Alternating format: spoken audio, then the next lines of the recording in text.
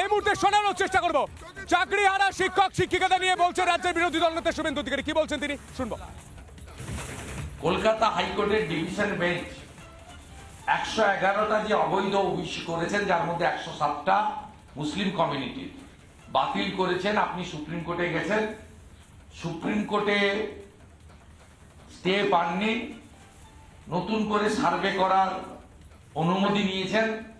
30 June পর্যন্ত survey হবে, next date আছে 15 জুলাই।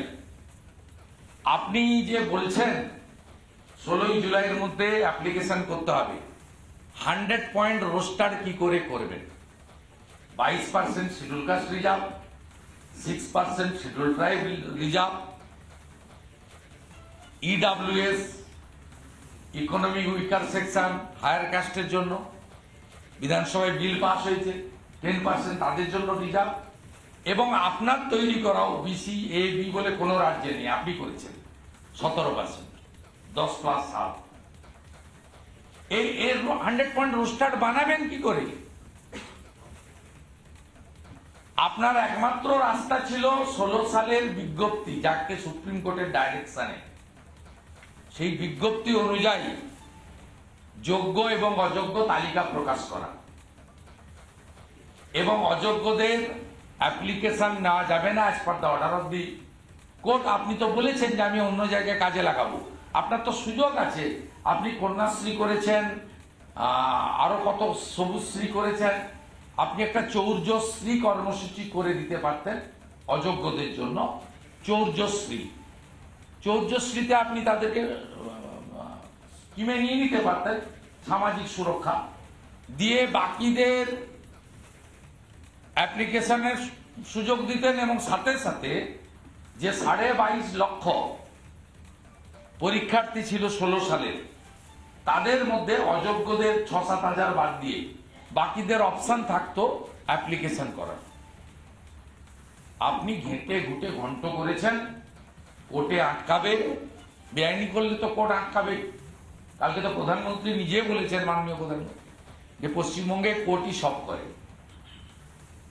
তার মানে প্রধানমন্ত্রী প্রতিটা খবর রাখছেন পশ্চিমবঙ্গে।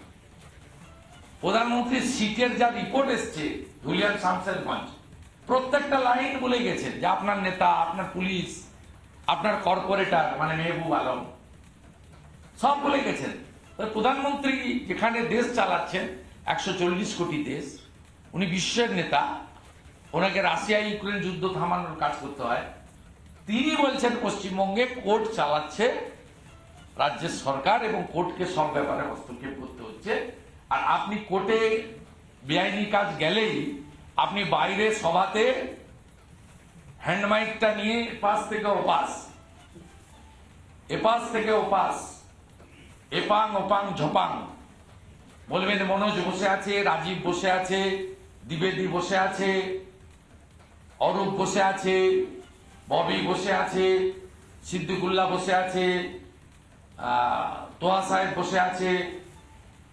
এসব বলতে থাকবেন আর বলবেন এই তো আমি দিতে গেছিলাম, সমাধান করতে গেছিলাম, করতে দিল না, এই কোর্টে চলে গেছে, এই প্রাক্তন বিচারপতির বুদ্ধিতে, এই কোর্টে লয়ারের বুদ্ধিতে, এই বিজেপি আর সঙ্গে আপনার আলোচনায় শুভেন্দু অধিকারী বলছেন চোরদের জন্য একটা চৌর্যশ্রী প্রকল্প করা হোক।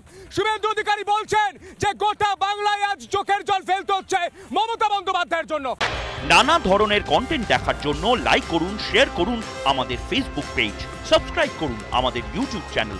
পাশাপাশি অন্যান্য ব্রেকিং নিউজের জন্য অবশ্যই চোখ রাখুন রিপাবলিক বাংলায়।